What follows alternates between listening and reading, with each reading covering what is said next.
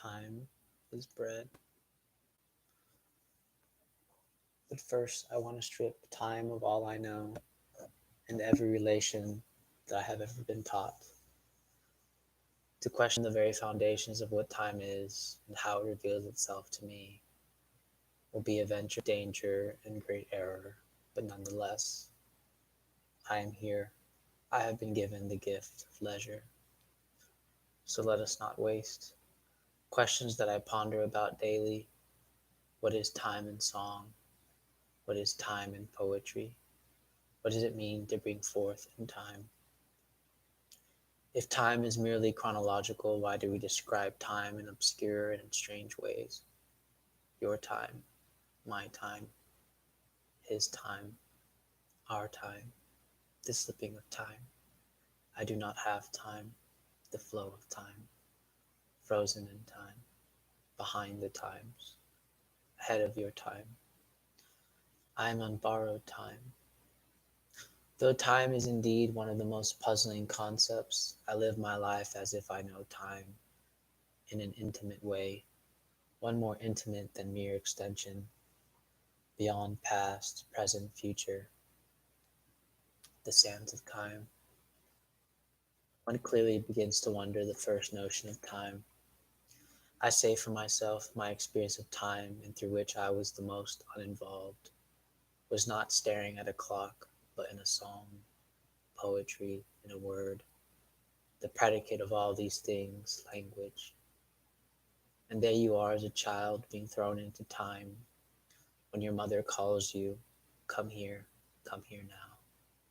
And there I enter in time, now my mother's time, for which I had previously no conscious notion, therefore becomes my first revealing of time.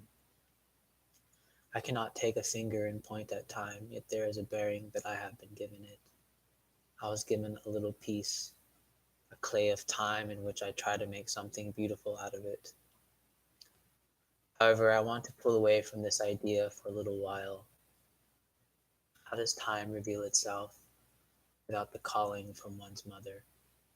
I ponder outside and hear the crunching of leaves, the song of the bluebird, the drums of the river in the distance. Here time is concealing and revealing itself, and my perception is the balcony for this witnessing. One is literally hearing time, but what if I was deaf? How does time reveal itself to me? The death of one perception increases the other. I get the strange notion that a man begins to weave time with his hands, and there he will point to you and wave to you to come closer. He's weaved you in his time. Time came from his hands, and you fall into it beautifully. But then the wondering eye catches a glance of a doe, stumbling, barely walking. I want to say to this poor doe, I want to say that this poor doe has no sense of time. Yet I think that would be the harshest betrayal one could say. Or is it that doe is playing with time, and the stumbling of her legs is her dancing with time? Such an entrancing dance that time itself forgets itself. It drops away, and there may be one is indeed correct, that the deer has no sense of time, but also time has lost all of its senses. Time is not matter.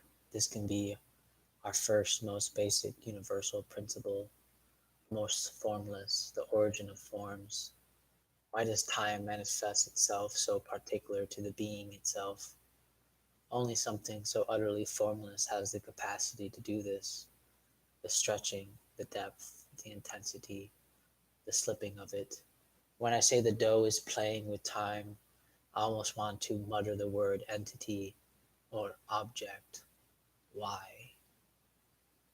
And here one holds a clay of his time, or giving a piece of his to another.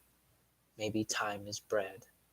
I need time, and so does the dough with his own dough. Where does this bread come from? I spoke too much about time, trying to wonder what time is, and there time flies, scattering its feathers, and I did not first ask where does time come from, and what was his name. I also never talked to the dough. I failed to say hello. I talked about time and never said hello. Maybe I should ask the dough. Maybe I should ask time. If forgotten like child speculation.